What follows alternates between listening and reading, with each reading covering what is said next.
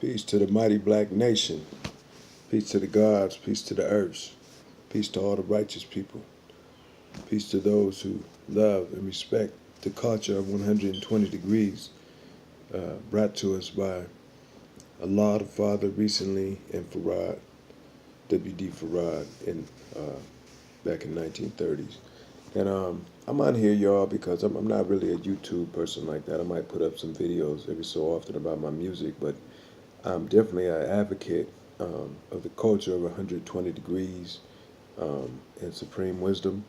To tell you a little bit about my background, my father and my mother joined the nation, I think, 1969, 1970, in Watts, California.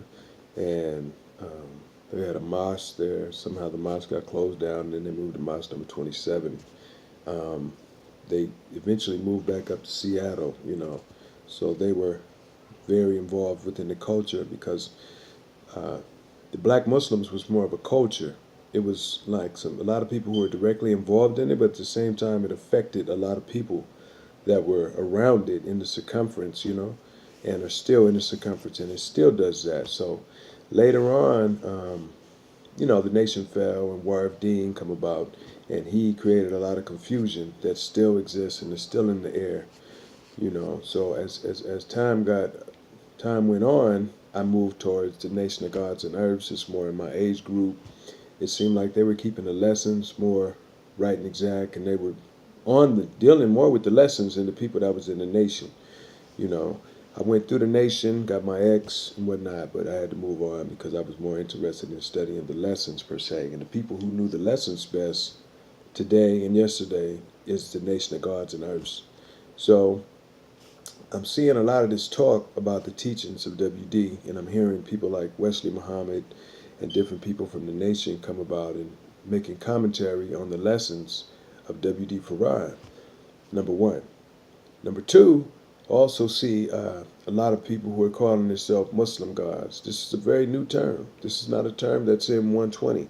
This is not a term I've ever heard Farrakhan use. This is not a term I ever heard Elijah Muhammad use. This is not a term I ever heard W.D. Farad use. This is not a term I ever heard Khalid Muhammad use. This is not a term I ever heard Muhammad Ali use. This is not a term I ever heard Malcolm X use. So this is a very new concept and term, and it's outside of our lessons. I'm not saying there can't be new stuff, but sometimes you have to just come and do something new and don't try to connect it to something that's older, because the people that are in the older stuff don't necessarily want you to change their stuff up, period. If it ain't broke, don't fix it. And this is how I feel, about the lessons, 120 degrees supreme wisdom. Don't introduce something called Muslim God. Just be a Muslim or just be a God. Muslim is the term, the way it has been fashioned, okay, to mean submission to the will of God, and then God, which means power and force. Those two terms don't really go together. Either you're one or the other. The Muslim submits to God. God does not submit. Why would God submit? I don't understand that. God is at peace. Now, if you apply that term for Muslim, mu meaning one, salam meaning peace, that makes sense. Yeah, God is one of peace. But God does not submit. Slaves submit. People that are weaker submit. That's not the right word to use in reference to God. And I don't think any of the gods want to be known as submissionists. Okay, number one. Number two, a lot of people are talking about, I guess the argument is between Paul Guthrie and Wesley Muhammad. Now, I don't really know Wesley. Seems like an all right guy, He has an interesting background considering that he went to Morehouse College, and interesting background. I don't know any of the ministers, the popular ministers that I met, that who come to the table and state their credentials based upon going to some college. I have college degrees. I'm not going to bring them up there because they're not relevant to 120 degrees, and they're not relevant to the work that's done with 120 degrees, or as a nation called it, supreme wisdom. It's just not. Just not. Either you thorough or you're not. Okay, there's no academic accreditation I could think that I've gotten that qualifies me to teach 120 degrees. That just doesn't make sense. In fact, I really like what Paul said when he was on Lord Jamal's show. He said that the people who call themselves qualified are the people who are messing up education and the culture and 120 degrees, and who are messing up the world in general because they think they qualify, but they're not. And they might be qualified to regurgitate some words they learned in the university, but it doesn't mean they're qualified to help our people, you see. And when I go through my lessons and when we start talking about qualifications, yeah, if I'm correct, I think it said that Yaqub, doctor, qualified you to Yaqub's minister. Specifically mentioned doctors, ministers, nurses, cremators. Interesting, huh? Doctors, ministers, nurses, cremators. Do you know any people who are doctors, ministers, nurses, or cremators? Then it goes on to tell you what the doctor does. The doctor qualifies you. Yaqub's doctor qualifies you. So I'm not interested in being qualified by a doctor.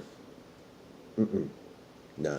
You qualify yourself or disqualify yourself by what you do or what you don't do, by who you are and who you are not.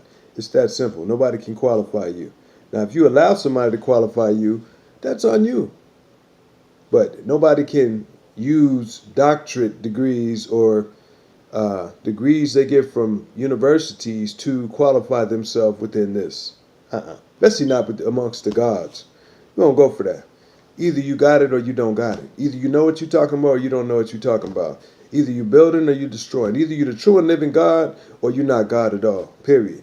There's no Muslim God. Okay?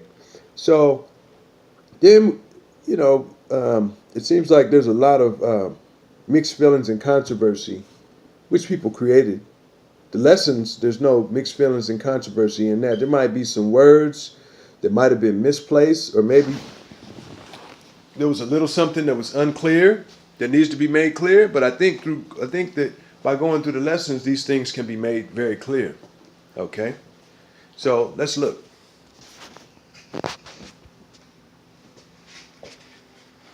What are we looking at? Looking at a map. Right? So in the knowledge degree, in the 1 through 14, it says in the first degree that Mecca, or Saudi Arabia, pardon me, is in the far east and is bordered by the Indian Ocean on the south. Let's look. Where is Mecca? Mecca is right here. See? Okay, now let's look down here.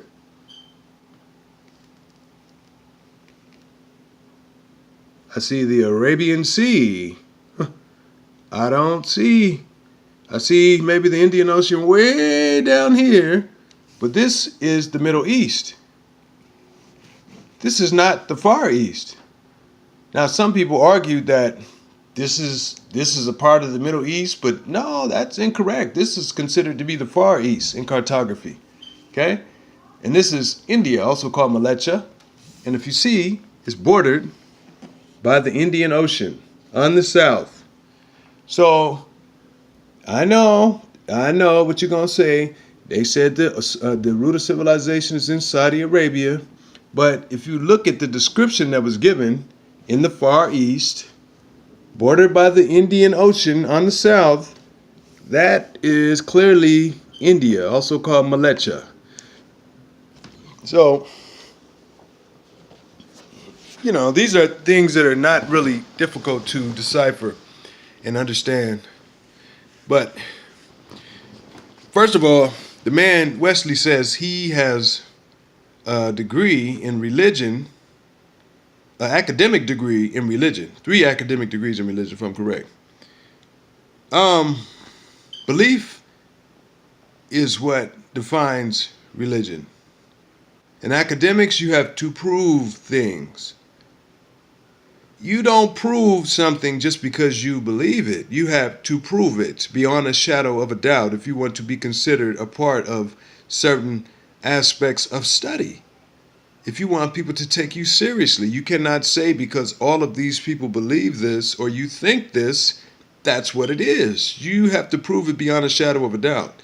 And you have to use sources that people are somewhat familiar with. You can't draw some weird, obscure book that no one else has and no one else is familiar with and expect to be successful. I think it's in the instructions. It says you must use past, present, future tense when you're speaking. Speak in the correct tense or you will not be successful. I think it's instruction number 3. So that, when teaching this is not like teaching Christianity or like teaching Al-Islam. The foundation of what we're teaching here is what is known as supreme mathematics, or it's called the mathematical theology in supreme wisdom. And it says if you don't understand that, no one understand that, you will not be successful. You will not be successful. It will not work out for you. You'll be thinking they're saying this when really they're saying that. Okay, because the math is the foundation of the logic in the Nation of Islam, but particularly amongst the gods. Okay, if we disagree with the words and we take it back to math, and usually it makes more sense. Usually it draws a clearer picture, mathematics, because mathematics is a universal language. So, yeah, just wanted to say that. We've been having a lot of discussions online. Brother Malcolm Flex, I think his name is Alfonso. I think a couple other people have chimed in as well. It's good discussion. It's good that we going through 120 so we can get clarification and verification on what is meant. Because the way Islam is taught in the Middle East and in other places, Al-Islam, that is not the Islam that we're talking about. We're talking about I sincerely love Allah's mathematics.